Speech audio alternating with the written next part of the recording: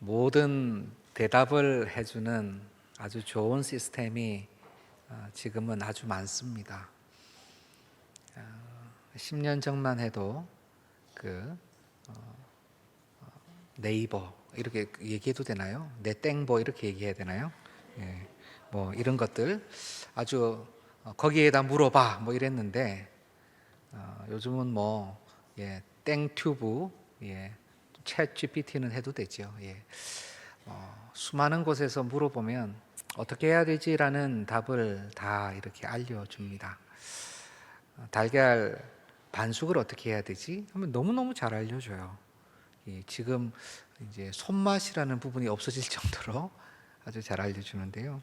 제가 어릴 때 스케이트보드를 굉장히 배우고 싶었습니다. 마침 귀한 스케이트보드가 하나 생겨가지고 열심히 혼자서 연습했는데요. 그래서 지금도 꽤 잘 탑니다. 그래, 웬만한 청년들보다 제가 더 잘 타지 않을까 이런 생각도 하는데 어려운 기술들은 제가 못해요. 배우고 싶었는데 어떻게 하는지 몰라서 배우고 싶었는데 배울 데가 없는 겁니다. 가르쳐주는 사람도 없고 그때 인터넷이 있었던 것도 아니고 지금은 많이 달라졌죠. 모든 질문, 테니스를 어떻게 하면 잘 칠까? 냉면을 어떻게 하면 잘 만들 수 있을까? 이거 어떻게 해야 되지? 라는 질문은 저희가 매일 시시각각 던지는 질문입니다. 그런데 오늘 사도행전 2장에서 유대의 백성들이 예루살렘에 모인 많은 백성들이 우리가 어찌할꼬 라고 하는 이 고백은 어떻게 해야 되지? 라는 단순한 방법을 물은 것이 아니라 바로 자신의 존재가 흔들려서 나온 물음입니다. 자아가 향방을 몰라서 인생에 가는 길이 보이지 않아서 한 걸음 내디딜 수가 없어서 이렇게 물어보는 거예요. 주께서 사랑하시는 모든 성도님들께서도 그러한 경험이 있으신 줄 압니다. 돌아보아 어떻게 하지? 앞이 깜깜할 때, 인생이 막막할 때, 다음 단계가 보이지 않을 때 어떻게 하지? 내가 어찌할꼬?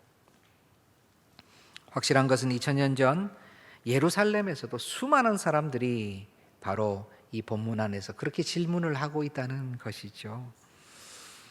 예수님께서 승천하시고 오순절 날이 이르러 주님께서 약속하신 성령께서 마가의 다락방에 임했습니다. 급한 바람의 소리와 같은 소리가 났어요.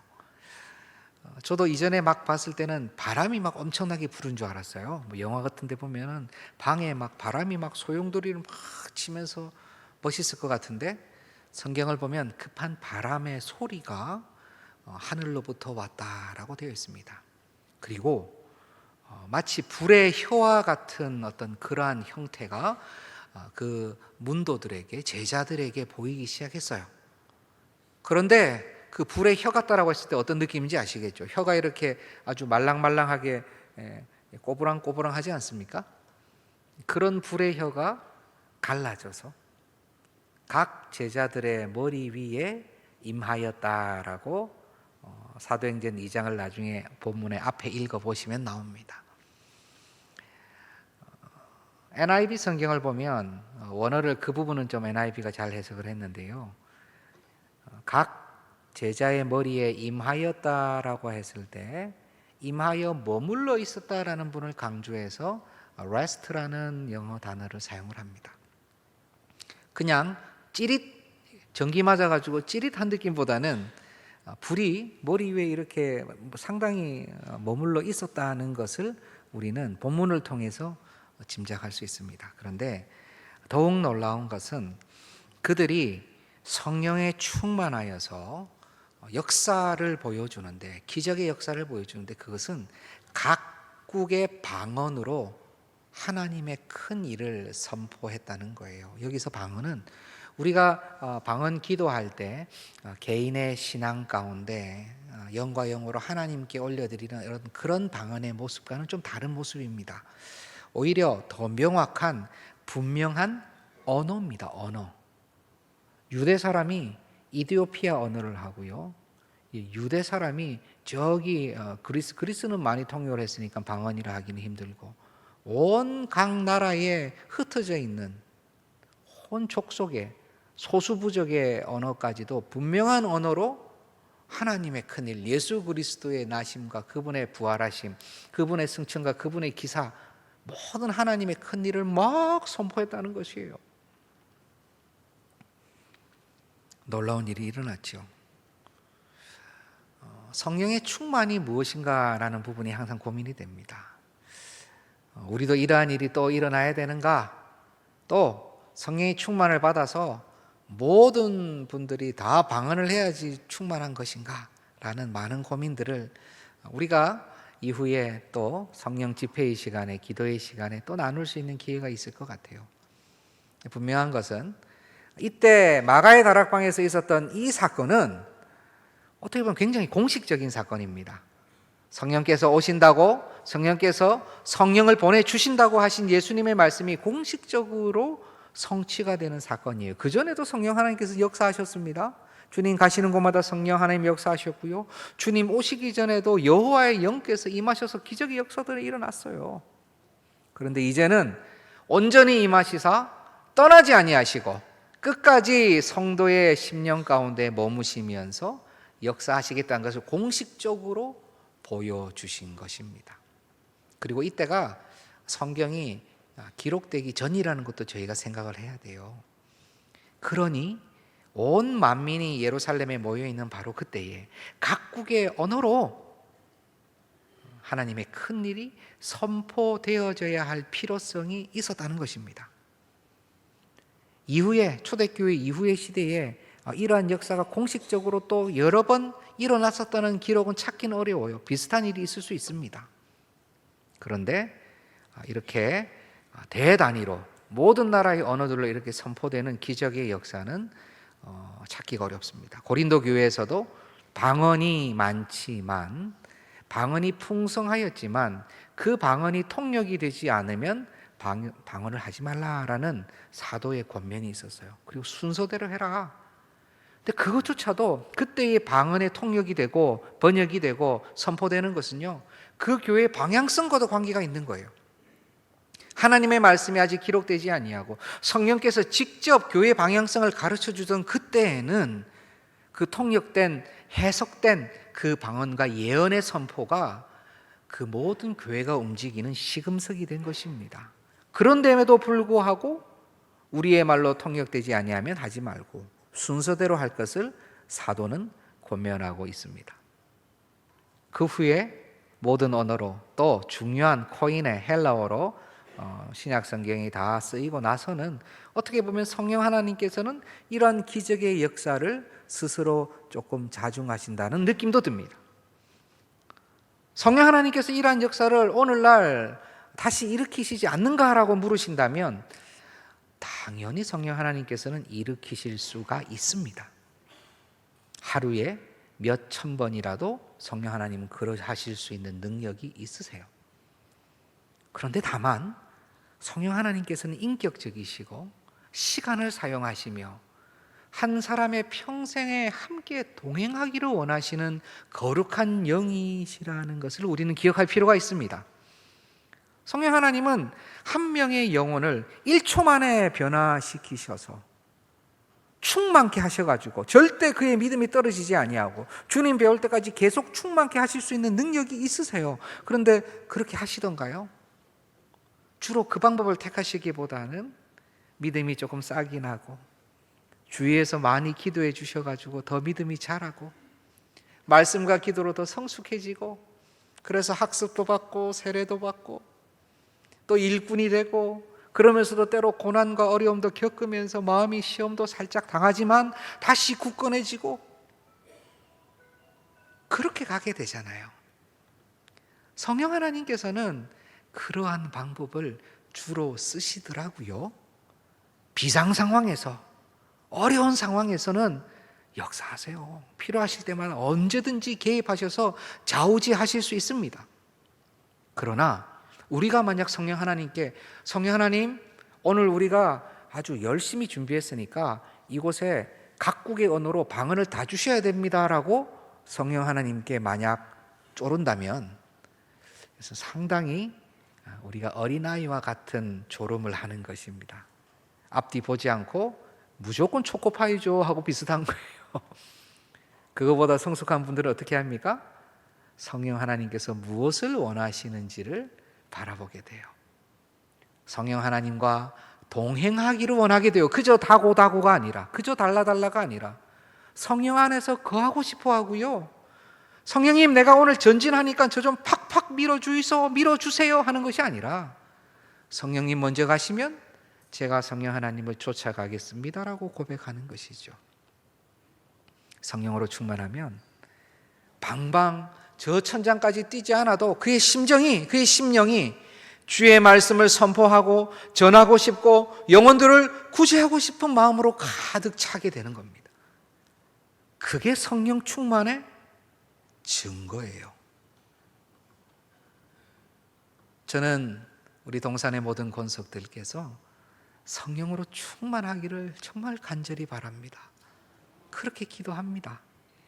오늘 이때 사도 바울도 베드로도, 사도 바울 아니고 베드로입니다. 베드로도 성령으로 충만했죠. 그의 마음이 예수 그리스도를 증거하고 선포하고 싶은 마음으로 성령 하나님께서 가득 채워주셨을 거예요. 수많은 인파가 모여있는 바로 그곳에서 하나님의 놀라운 큰 일을 선포할 때에, 하나님의 말씀을 증거할 때에 요엘 선지자와 다윗이 말한 그 예언의 말씀이 성취되었음을 선포하면서 예수 그리스도가 주와 하나님 되심을 선포하면서 그 예수 그리스도를 너희가 죽였노라라고 말씀하게 된 것입니다. 그때 수많은 인파들 중에 엄청난 인원들이, 세례받은 숫자가 3,000여 명이라 했으니까요, 무엇이라 고백하냐면 우리가 어찌할꼬라고 고백한 거예요. 참 신기합니다. 저는 이 본문을 보면서 너무 마음이 신기해요. 최소한 3,000명 이상의 사람들이 마침 우리 예수님 돌아가실 때 그 골고다 길 올라가면서 다 예수님 핍박한 사람들일까요? 다 못 박으라고 고함치던 사람들일까요? 아니면 로마 병정한테 힘내라고 그렇게 아주 직접적으로 예수님의 고난과 돌아가심에 관계된 사람들이 다 그 사람들일까요? 아마 명절에 온 많은 사람들도 거기 포함되어 있을 거고요. 예수님에 대해서 그저 멀리서 무관심하게 있었던 사람도 있을 것이고요. 그저 예수님이 정치 지도자이겠거니 생각하고 그냥 뭐 좀 잘 좀 하지 하는 이런 생각이 있을 수도 있었어요. 수많은 다양한 사람들이 그곳에 모여 있었을 텐데 이 많은 사람들이 우리가 어찌할 거라고 어떻게 이렇게 고백할 수 있었을까? 비밀은 다른 것이 아닙니다. 성령께서 그들의 마음을 여시고 말씀으로 그 심령을 찌를 때에 그들은 그들의 죄와 그들의 죄성과 그들의 죄의 결과가 내가 그때 예루살렘에 있지 아니하였음에도 불구하고 주 예수 그리스도를 고난받게 하고 돌아가시게 했다는 것으로 그들이 받아들였다는 것이에요. 마찬가지입니다. 이 역사는 이미 우리에게도 일어난 사실입니다. 예수 그리스도를 나의 주 나의 하나님으로 받으며 고백하며 내 안에 십자가를 생각하면, 우리 주님의 고난을 생각하면 내 죄가, 내 죄성이 우리 주님을 십자가에 못 박았구나라고 생각하지 않는 분이 계실까요? 거기 너 있었는가? 거기 너 있었는가? 주님 십자가에 달릴 때 거기 너 있었는가라고 찬송 부를 때에 아니요, 저는 거기 없었는데요. 제가 2000년 전에 어떻게 거기 있어요? 라고 대답하실 분이 계실까요? 오히려 우리의 고백은 주님, 생각해 보니 제가 거기 있었네요. 제가 로마 병사였네요. 제가 율법을 강조하고 주님을 죽기까지 내어준 바리새인이며 대제사장들이었네요. 내가 주님의 죽음과 아무 관계가 없다고 손을 씻던 그 빌라도가 바로 저였네요. 라는 고백을 우리는 할 수밖에 없다는 것입니다. 만약 이 고백이 우리 안에 없다면, 내 안에 없다면 이것이 뚜렷하지 않다면, 오늘 만약 그러한 성도님들이 계시다면 기도하시기를 바랍니다. 하나님 은혜를 달라고 기도하시기를 바라요. 내 마음을 열어 주의 놀라운 기이한 행적을 보게 하시고 다시 한번 십자가의 은혜를 달라고 기도하시면 됩니다. 하나님께서 은혜를 주세요. 저는 기억이 납니다. 모태신앙으로 주님을 사랑해야 된다고 강권을 받으면서 자랐던 저는 청년회 때에 아무리 생각해도 십자가와 제가 무슨 상관이 있는지 하나도 모르겠더라고요. 너무 답답해서 혼자서 기도원에 가서요, 밤새도록 씨름을 하고 십자가가 나랑 무슨 상관이 있는지 저는 아무 감정이 없어요. 하나님, 기도하는 법도 알고 제가 계속 회장으로도 많이 섬겼지만 십자가를 보면 마음이 아프고 눈물이 나야 되는데 아무 감정이 없어요. 아무 눈물이 없어요. 그냥 부담스러울 뿐이에요. 왜 내가 주님을 알아서 이렇게 어떻게 어떤 길을 가야 된다, 어떻게 살아야 된다라고 종용받아야 되나? 혹시 그런 분 계시면 염려하지 마시기 바랍니다. 기도하시면 돼요. 그날 밤에 주님께서 저에게 아무 말씀도 안 하셨어요. 새벽에도 말씀 안 하셨어요. 한동안도 아유 기도원 괜히 올라갔다 정도로 아무 생각이 없었어요. 그러나 시간이 지나고 또 세월이 지나서 하나님께서 분명히 제 마음 가운데 그때의 기도의 자리에 있었다는 것을 알려주셨어요. 아, 하나님 그 기도 들으셨구나. 십자가와 나가 무슨 상관이 있었으면 좋겠는데 그렇게 간절히 그냥 좀 알려만 달라고 한 그 기도를 우리 주님 불쌍히 여기셨구나 하는 생각이 드는 거예요. 주님께서 십자가에 달리신 그 사건은 바로 나와 관계가 있는 것입니다. 우리와 관계가 있는 것입니다. 그러하기에 저명한 성경 주석가인 윌리엄 바클레이는 이렇게 말합니다. 예수를 십자가에 못 박은 책임이 인간의 죄라면 우리의 죄도 그러한 책임을 지고 있다. 모든 사람이 이 범죄 행위에 관여하고 있는 것이다. 모든 사람이 범죄 행위에 관여하고 있답니다. 나의 죄예요, 나의 죄예요라고 하면 조금 느낌이 이상한데 괜찮은데 범죄 행위라고 하니까 좀 어떠세요? 조금 범죄까지? 범죄 행위에 관계돼 있어요. 그러면 이거 보통 이거 전화 이렇게 잘못 온 거죠. 예, 뭔가 돈을 뜯기 위해서 이 전화 온 게 주로 당신 범죄 행위에 관련돼 있다는 거 아닙니까? 우리는 다 예수 그리스도의 십자가에 못 박은 범죄 행위에 관련돼 있는 거예요. 오늘날 많은 사람들의 마음이 닫혀 있습니다. 십자가의 도에 닫혀 있습니다. 세상의 사람들이 닫혀 있습니다. 그리스도를 아는 사람들까지도 그 마음이 차돌처럼 너무나 단단한 마음으로 찔림을 받기를 거부하고 있어요. 스가랴 7장 12절을 제가 한번 읽어보겠습니다. 그 마음을 금강석 같게 하여 율법과 만군의 여호와가 그의 영으로 옛 선지자들을 통하여 전한 말을 듣지 아니하므로 큰 진노가 만군의 여호와께로부터 나왔도다. 금강석은 좋은 것이거든요. 다이아몬드잖아요. 다이아몬드 안 좋아하시는 분 계십니까? 좋지요. 이 좋은 것이 세상에서 가장 단단한 광물인 이 금강석이, 단단한 돌이 우리의 심정과 같을 때는 좋은 뜻이 아닌 거예요. 창으로 찔러도 안 들어가는 금강석과 같은 마음이 되어서 하나님의 말씀이 그의 안에 조금 더 들어가지 않고 회개와 뉘우침이 없는 그 마음, 어떻게 해야 되겠습니까? 혹 우리의 마음이 점차 석화되고 있다면, 점차 돌이 되어가고 있다면, 찔림을 받기도 원하지 않고 찔리면 금방 도망가고 더 단단하게 만들어서 찔리지 않기 위해 노력하고 계시다면 우리는 다시 말씀과 기도와 은혜의 자리로 나와야 합니다. 공동체가 함께 격려해야 됩니다. 이 주일 예배가 그러한 자리입니다. 그러하기에 저는 여기 계신 모든 동산의 권속들을 너무 환영하고 너무나 기쁘게 받습니다. 수많은 이 땅의 교회가 그러합니다. 그 크기가 크든 작든, 어떤 예배당은 겨울에 춥고 여름에 덥고 또 어떤 교회당은 작아서 부족하고 연약할 수 있어도 그곳에 모이는 2명, 3명의 성도들로 말미암아 그곳에는 말씀으로 말미암는 찔림이 있는 거예요. 그곳에 회복됨이 있는 거예요. 거기서 하나님의 말씀이 살아 역사하는 것입니다. 그러기에 오늘 우리도 고백해야 돼요. 하나님, 우리는 어찌해야 될까요? 우리는 어찌해야 될까요? 하나님, 저 어떻게 합니까? 저 이렇게 계속 살 수는 없을 것 같은데, 이렇게 그냥 주님 옆에 두고 주님 모른 체 하면서 나 하고 싶은 대로 살고 싶기도 하고 또 내 마음 가운데 그렇게 하면 안 된다는 이중적인 마음이 있는데 저 어떻게 해야 됩니까?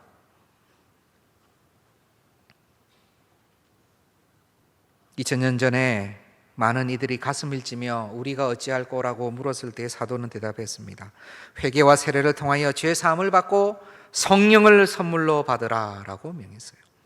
그래서 그들이 회개하고요, 물 세례 받고 죄 사함 받고 성령께서 그들 가운데 임하셨습니다. 온 사도들이 힘을 쏟아서 이 절차를 다 진행을 했어요. 물 세례를 주는데 시간이 오래 걸렸을 거예요. 아침 9시라고 지금 성경이 말씀하는데 거의 오후 늦게까지 3천여 명 물 세례 주는데 얼마나 시간이 오래 걸리겠습니까? 12명, 13명이 주었다 하더라도 시간이 오래 걸렸을 거예요. 그러나 이 일은 놀라운 일의 시작이 되는 것입니다. 고린도전서 12장 13절의 말씀을 제가 읽겠습니다. 우리가 유대인이나 헬라인이나 종이나 자유인이나 다 한 성령으로 세례를 받아 한 몸이 되었고 또 다 한 성령을 마시게 하셨느니라. 이방으로 퍼져나갈 놀라운 기적의 역사의 시작이 된 거예요. 역사가 일어나는 거예요. 그 3,000명 그날 얼마나 신기했겠습니까? 그날 밤 잠이라도 제대로 잤을까요? 그 누구의 간증처럼 그런 거 겪어보셨습니까? 예수님을 나의 주 나의 하나님으로 받고 회개하고 주님 앞에 구원받은 다음에 밖으로 나가서 걸어가는데 새들도 자기한테 와서 말을 걸고 나무도 축복하고 속삭이고, 주위에서는 미쳤다 그러는데 분명히 그런 일이 일어났다는 간증 들어보셨어요? 그럴 수 있죠. 너무 감사하고 기쁘고 너무 주님께 고마워서. 그런데 이들의 이후의 행보는 어땠을까요? 이들의 1년 뒤는요, 3년 뒤는요, 5년 뒤는요. 그날의 역사, 그날의 흥분, 그날의 기쁨이 계속 지속되었을까요? 만약 그것이 쉬운 일이고 그랬다면 사도 바울이 에베소 교회에 이와 같은 말씀으로 보낼 필요가 없었을 것 같습니다. 에베소서 5장 18절의 말씀을 제가 읽겠습니다. 술 취하지 말라, 이는 방탕한 것이니 오직 성령으로 충만함을 받으라. 예수 모르는 분들에게 보내는 편지가 아닙니다. 에베소서 1장에 나오는 것처럼 예수 안에 있는 신실한 자들에게 편지를 보내는 거예요. 성도들에게 보내는 거예요. 그런데 술 취하지 말라는 겁니다. 에베소 교인들이 술을 많이 드셨던 것 같아요. 그런데 이것은 단순히 술만 취하지 말라는 의미가 아닙니다. 어떤 분은 이렇게 물어요. 훈련을 하다 보면요, 목사님, 성경에 술 취하지 말라 그랬으니까 제가 술이 좀 셉니다. 먹되 취하지 않으면 되는 거 아닙니까? 그렇게 생각할 수도 있겠죠. 그런데 그것은 아주 편협하게 주님의 말씀을 해석한 것이에요. 주님께서는 사도를 통해 이 말씀을 주실 때 모든 방탕한 것, 모든 인박힌 것, 중독적인 부분들을 다 제하라고 하는 것입니다. 중독이 무엇입니까? 앉으면 생각나고 서면 생각나고 누우면 생각나고 중독이에요. 게임 중독이 그렇잖아요. 술 중독이 뭐예요? 이게 마시면 내 몸이 상하고 내 수명이 위험을 받는다는 거 알면서도 자꾸 찾게 되는 것이 중독입니다. 동일한 의미로 마치 사도는요, 술이 취하는 것이고 술이 그 안에 푹 빠지는 것이고 매일 술을 찾고 술 안에서 헤엄치고 그 안에서 노는 것이 술 취하는 것이라면 너희는 오히려 성령의 충만을 받으라라는 거예요. 성령 안에서 성령에 취하고 성령에 잠겨서 성령님과 함께 때마다 성령을 구하고 성령을 찾고 그렇게 성령의 충만을 받으라는 것입니다. 이 명령 자체도 한 번 받고 말라는 게 아니라 계속 때마다 시마다 받으라는 말씀입니다. 성령으로 인치심은 한 번이에요. 세례는 한 번입니다. 성령의 충만은 계속해서 받으라는 주의 명령이에요. 주님 오실 때까지 우리는 세례는 한 번 받지만 성령의 충만은 매일매일 구하여야 할 우리의 기도의 제목인 것입니다. 우리는 어찌할꼬라는 시작된 이 질문에 하나님, 내 마음에 찔림을 허락하여 주옵소서. 금강석과 같은 마음 다 깨주시고 말씀으로 찔림을 허락하여 주옵소서. 또 우리는 세례 다 받았고 구원 얻는 회개하였고 또 주님 앞에서 죄 사함 받았기에 발만 씻는 죄 사함 받으면 되는데, 오히려 이들이 성령의 충만을 받았다면 오늘 우리는 2000년 후에 오늘 우리는 주여 지금 성령 충만케 하여 주옵소서, 주여 성령으로 나를 덮어 주옵소서, 성령이 나를 이끌게 하여 주옵소서. 그럴 때 우리의 삶이 바뀌는 거예요. 그럴 때 사명도 발견하는 거예요. 그럴 때 주님의 약속을 꼭 붙잡게 되고 주님의 약속을 성취하고 싶은 마음이 생기는 것입니다. 기도할 때에 무엇이 우리의 근거입니까? 열심히 오랫동안 기도하는 것이 주님께서 내 기도를 들어줄 근거입니까?